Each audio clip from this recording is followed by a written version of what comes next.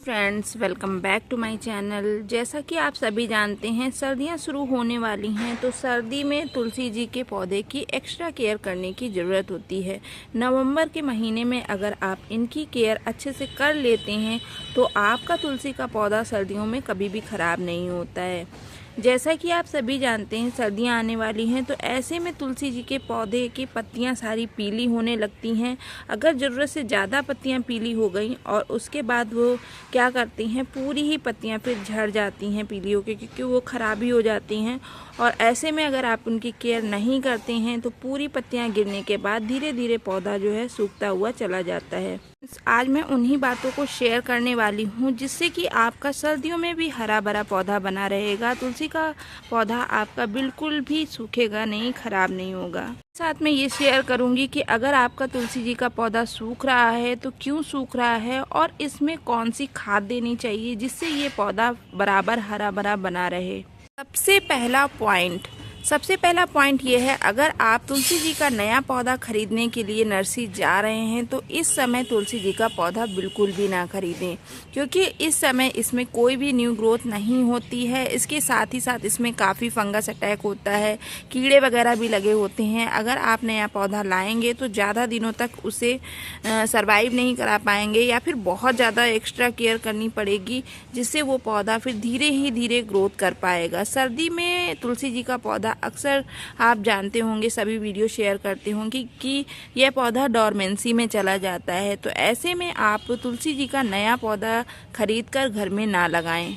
Friends, अगर आपका पुराना पौधा सूख गया है, आप नया पौधा लेना चाहते हैं, आपके पास तुलसी जी के पौधे नहीं हैं, तो आप ऐसे में एक काम कर सकते हैं कि जो भी नया पौधा खरीदें उसकी रूट बॉल को ना तोड़ें। यानी जो भी पॉली बैग में आपने पौधा लगा हुआ खरीदा है उसको तोड़े नहीं, उसको ऐसे ही शिफ्ट कर दें।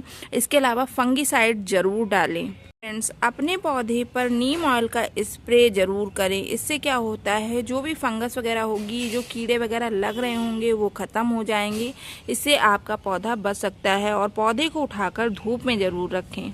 पॉइंट, अगर आपका पौधा किसी छोटे गमले में लगा हुआ है, अगर आप उसे बड़े गमले में रिपोर्ट करना चाहते हैं तो इस समय इसकी रिपोर्टिंग करने का बिल्कुल भी सही समय नहीं है। इस समय आप पौधे को रिपोर्ट करेंगे तो पौधा शॉक में चला जाएगा। आप छोटे गमले में ही अभी इस पौधे को लगा रहने दें। इस समय आपको इसकी कोई भी रूट प्रूनिंग नहीं करनी है। लोगों के मन में सवाल आ रहा होगा कि रूट प्रूनिंग क्या होती है। रूट प्रूनिंग ये होती है जब आप किसी छोटे गमले में रूट बॉन्ड हो जाती है, आप दूसरे गमले में पौधे को शिफ्ट कर रहे हैं, तो ऐसे में क्या करते हैं, बहुत ज़्यादा मिट्टी को हटा देते हैं, पौधे की जड़ों को काट देते हैं और फिर पौधे को शिफ्ट करते हैं। तो ऐसे में अब ये काम अपने पौधे पर आपको नहीं करना है। अगर फ्रेंड्स आपको किसी वजह से अपने पौधे को रिपोर्ट करना भी है तो रूट बॉल को बिल्कुल भी ना तोड़ें, उसकी मिट्टी को बिल्कुल भी जैसी है वैसे ही थोड़ा थोड़ा सा सपोर्ट करके निकाल लें और बड़े गमले में डाल दें। पॉइंट, फ्रेंड्स, बहुत से लोगों के मन में सवाल आता है, इस समय हमें अपने पौधे की स्टेम प्रूनिंग करनी चाहिए कि सभी चाहते हैं कि अपना पौधे को जल्दी से जल्दी घना बना लें। तो ये बिल्कुल भी सही समय नहीं है तुलसी जी के पौधे की प्रूनिंग करने के। अगर आपको कटिंग करनी भी है, पिंचिंग करनी भी है, तो बहुत ही ऊपर से जो मंजरी होती हैं उनको आप पिंच कर सकते हैं। पिंच करने के बाद आपको अपने पौधे को धूप में ही रखना है, छाँव में नहीं छोड़ना है। नहीं तो इस समय मॉइस्चर बहुत ज़्यादा होता है एटमॉस्फेयर में, तो क्या होता है कि धीरे धीरे फिर स्टेम काली पड़ने लगती है। इस तरह से देखिए, ये यहाँ से आप प्रूनिंग किए होंगे तो यहाँ से जो है इस तरह से काला हो जाता है और फिर धीरे धीरे वह सूखता चला जाता है। इसके अटैक में पूरा ही स्टेम आ जाएगी और फिर ख़राब हो जाएगी। तो इस समय आप प्रूनिंग करने से, पिंचिंग करने से बचें। पॉइंट, क्या हमें अपने तुलसी जी के पौधे की मंजरियों को तोड़ना चाहिए? अगर फ्रेंड्स आपके पौधे की मंजरियां सूख गई हैं तो आप क्या करें, इस तरह से ऐसे करके ऊपर से की ओर घसीटेंगे तो उससे आप सीड्स अलग कर सकते हैं। लेकिन अगर आपकी मंजरियां हरी हैं तो उनको प्रूनिंग करके या तोड़कर बिल्कुल भी ना हटाएं, और ड्राई भी हो गई हैं तो आप ऊपर से इस तरह से घसीट कर ही हटाएं।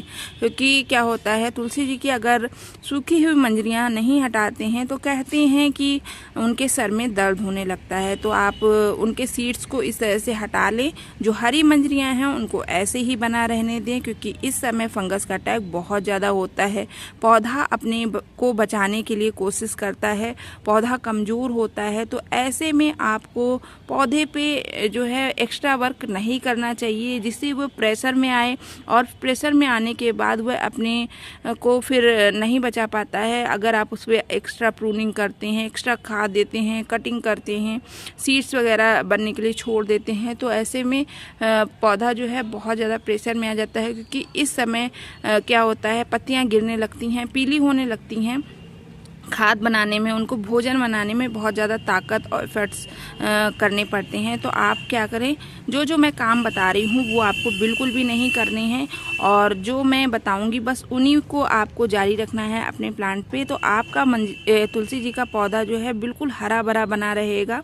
इसके अलावा एक आम और आप कर सकते हैं, जितनी भी पीली पत्तियाँ होती हैं उनको बस इस तरह से आप हटा दें। क्योंकि इस समय आप पीली पत्तियों को अगर छोड़ते हैं तो फिर उसके जो है संपर्क में आके और भी पत्तियां पीली हो जाएंगी। धीरे धीरे अगर आप इनको नहीं हटाते हैं, फिर आप देखेंगे कि बहुत ज़्यादा पीली पत्तियां आपके पौधे में अचानक से दिखेंगी, और पौधा फिर अपने आप को सरवाइव कराने में थोड़ा सा प्रॉब्लम में आएगा। फिर आपको थोड़ी मेहनत करनी पड़ेगी। तो छोटे छोटे से काम होते हैं, चलते फिरते अपने पौधे पर ज़रूर करते रहा करें। अगला पॉइंट बहुत ही खास पॉइंट है। सर्दियों में सब लोग पूछते हैं कि तुलसी जी के पौधे को कहाँ पर रखना चाहिए। तुलसी जी को पौधों को इस समय आपको सबसे ज़्यादा जहाँ सनलाइट आती हो, आप सोच लीजिए मॉर्निंग की सनलाइट से लेकर इवनिंग की सनलाइट जहाँ पर जिस जगह पर पड़ती हो, आप उठाकर अपने पौधे को वहीं पर रखें। ज़्यादा धूप मिलेगी उतना ही ज़्यादा आपका पौधा हरा भरा रहेगा। पॉइंट, अपने पौधे को पानी कितना दें। पानी आपको बहुत कम देना है। इस समय नमी बनी ही रहती है। आप देखते हैं कि मौसम बहुत नम वाला हो जाता है, ठंडा भी हो जाता है। तो पानी आप अपने गमले की मिट्टी को चेक करके ही दें। अगर मिट्टी ड्राई लग रही है तभी आप थोड़ा पानी डाल दें, और हो सके तो मॉर्निंग के वक्त डालें, इवनिंग के वक्त। अपने तुलसी जी के पौधे पर किसी तरह की सावरिंग ना करें, किसी तरह का पानी ना डालें, क्योंकि मॉइस्चर होता है, और मॉइस्चर से क्या होता है, जब आप ओवर वाटरिंग कर देते हैं तो नीचे नीचे जड़ें गलने लगती हैं और फिर सड़ कर वह पौधा खराब हो जाता है। मॉर्निंग के वक्त अगर आप पानी डालते हैं तो क्या होता है कि जो धूप निकलती है उससे जितने भी कीड़े मकोड़े फंगस होती है वो नेचुरल तरीके से अपने आप ख़त्म हो जाती है। फ्रेंड्स, एक बात, इस समय तुलसी जी के पौधे को घना बनाने के लिए आप कोई भी प्रयास ना करें। इस समय तुलसी जी का पौधा डोरमेंसी में जाएगा। अगर आप उसे पिंचिंग प्रूनिंग करके घना बनाना चाहेंगे तो वो फिर शौक में ही चला जाएगा, ख़राब हो जाएगा, आपका तुलसी जी का पौधा बढ़ेगा नहीं। तो इस समय ये काम भी आपको बिल्कुल नहीं करना है। अगला पॉइंट है कोहरा। सर्दी में आप जानते होंगे फॉग बहुत ज़्यादा हो जाता है, तो सबसे बहुत इम्पॉर्टेंट पॉइंट है, ये आप काम ज़रूर करें। सबसे पहले तो अपने तुलसी जी के पौधे को धूप में उठाकर रखें, और शाम के वक्त अपने तुलसी जी के पौधे को किसी न किसी कपड़े से, चुन्नी से ढक दें, जिससे कोहरे का असर उनकी पत्तियों पर ना पड़ पाए। अगर पत्तियों पर कोहरे का असर होता है तो पत्तियाँ काली हो जाती हैं, पीली हो जाती हैं, कभी कभी आप देखेंगे कि बिल्कुल ही सफ़ेद हो जाएंगी, झिल्ली जैसी हो जाएंगी। तो ऐसी प्रॉब्लम आपके पौधे में अगर नहीं लाना चाहते हैं तो शाम के वक्त अपने तुलसी जी के पौधे को पूरा ही ढक दें और मॉर्निंग के वक्त फिर से खोल दें। एक बात और, अगर आपके तुलसी जी के पत्ते बहुत ज़्यादा पीले होकर गिर रहे हैं तो एक बात का ध्यान जरूर रखें कि अपने तुलसी जी में उस समय वाटरिंग करना बंद करें, बहुत ज़्यादा वाटरिंग ना करें। दूसरा, धूप में उठाकर रखें। तीसरा जो है, इस पे थोड़ा बहुत फंगिसाइड का स्प्रे ज़रूर कर दें।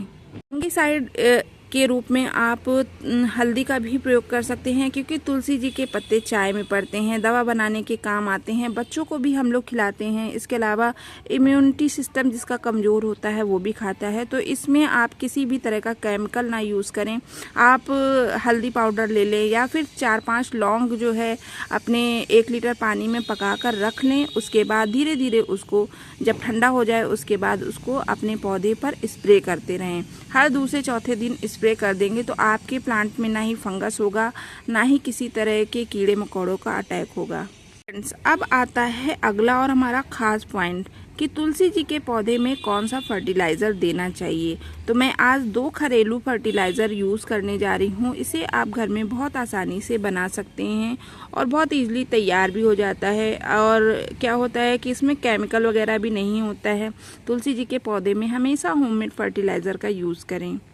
इन दोनों फर्टिलाइज़र में से आप कोई भी महीने में 1 बार दे देंगे तो आपके पौधे की ग्रोथ कभी रुकेगी नहीं, बराबर ग्रोथ होती रहेगी और पौधा भी हरा भरा बना रहेगा। तुलसी जी के पौधे के लिए आप किचन वेस्ट से बनाई हुई खाद का इस्तेमाल कर सकते हैं या फिर गोबर के उपले ले सकते हैं। तो मैं यहाँ पर किचन वेस्ट से जो मैंने खाद घर में तैयार की थी उसका इस्तेमाल कर रही हूँ। और इसके अलावा आपको एक चीज़ और लेनी है फ्रेंड्स, केले के छिलके में पोटास होता है। इस समय तुलसी जी के पौधे में पोटेशियम देना बहुत आवश्यकता है, क्योंकि ये पौधे को बहुत अच्छी ग्रोथ देगा और नेचुरल तरीके से इसे हरा भरा रखेगा। फ्रेंड्स, आपको करना क्या होगा कि 1 मुट्ठी वर्मी कंपोस्ट या फिर किचन वेस्ट से बनाई हुई खाद ले लीजिए, उसको अच्छे से पानी में भिगा दीजिए। इसके अलावा 2 बनाना पील्स ले लीजिए, 2 छिलके मतलब केले के छिलके लीजिए, उसको आप पानी में भिगा दीजिए। इसके अलावा आपको एक चीज़ और डालनी है, वो फ्रेंड्स होता है हल्दी पाउडर। इससे आपके प्लांट में कभी भी कीड़े नहीं लगेंगे, फंगस का अटैक नहीं होगा और भी बहुत सारी प्रॉब्लम आपके प्लांट में नहीं आएंगी। इसको भिगाकर आप 24 घंटे के लिए रख दीजिए। उसके बाद आप इसका इस्तेमाल अपने पौधे में कर सकते हैं। इसको भिगाए हुए 24 घंटे हो गए हैं। इसके बाद मैंने एक चीज़ और शेयर की थी कि इसका इस्तेमाल करते हुए आपको एक बात का ध्यान रखना है। नंबर 1 तो अपने गमले की गुड़ाई करनी है और इस खाद को आपको मॉइस्ट मिट्टी या फिर ड्राई मिट्टी में ही देना है। बहुत ज़्यादा आपने पानी दिया है उसके बाद इस खाद का इस्तेमाल नहीं करें, और इस्तेमाल करें तो मॉर्निंग के वक्त ही करें। थोड़ा आप अपने गमले में डाल सकते हैं और इसके बाद क्या करना है, 25 दिन तक आपको अपने गमले में कोई भी तरह की खाद नहीं देनी है।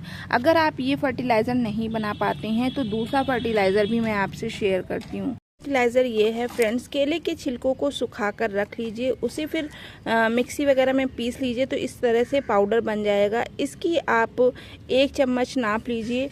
और इसके अलावा इसमें क्या होता है, पोटास होता है जो पौधे को नेचुरल ग्रोथ देता है, बहुत सारी कमियों को दूर करता है। इसके अलावा फ्रेंड्स आपको लेनी है सूखी हुई चाय पत्ती जो आप घर में यूज़ कर लेते हैं, उसकी 1 चम्मच ले लीजिए और इसमें मिला लीजिए। अच्छे से मिक्स करने के बाद इसे आप अपने गमले के साइज़ के हिसाब से दे सकते हैं। अगर आपने 10 इंची गमला लगाया है तो उसमें आप 2 चम्मच तक लगभग डाल सकते हैं। इससे ज़्यादा क्वांटिटी भी हो जाती है तो कोई नुकसान नहीं पहुंचता है। चाय पत्ती में फ्रेंड्स नाइट्रोजन होता है जो पौधों को हरा भरा रखने में मदद करता है। इससे जो है पत्तियां हरी भरी रहती हैं। इसके अलावा इसमें केले में पोटेशियम होता है जो पौधे को नेचुरल ग्रोथ प्रदान करता है, बहुत तेज़ी से बढ़ाता है। हरा भरा रखने के लिए चाय पत्ती हो गई। इसके अलावा केले का फर्टिलाइज़र, इसको बनाकर रख लीजिए, बहुत काम आता है। अपने सभी पौधों में इसे यूज़ कर सकते हैं और बहुत ही अच्छा फर्टिलाइज़र होता है। मैं तो भर भर के रख लेती हूँ बनाकर और हमेशा यूज़ करती रहती हूँ अपने सभी पौधों पर। ज़्यादातर पोटेशियम की सभी पौधों में इस्तेमाल होता है। जो लोग DAP वगैरह यूज़ करते हैं उन्हें केमिकल नहीं यूज़ करना है, या फिर नहीं मिलता है मार्केट में नर्सरी से, या फिर कहीं से ऑनलाइन नहीं आपको परचेज़ हो पा रहा है तो केले के छिलकों को सुखा कर रखिए। इसे आप कम ज़्यादा क्वांटिटी में भी दे सकते हैं, बहुत अच्छा वर्क करता है। तो फ्रेंड्स, ये थी हमारा आज का वीडियो। मिलते हैं अपने नेक्स्ट वीडियो में। अभी के लिए इतना ही। Thank you.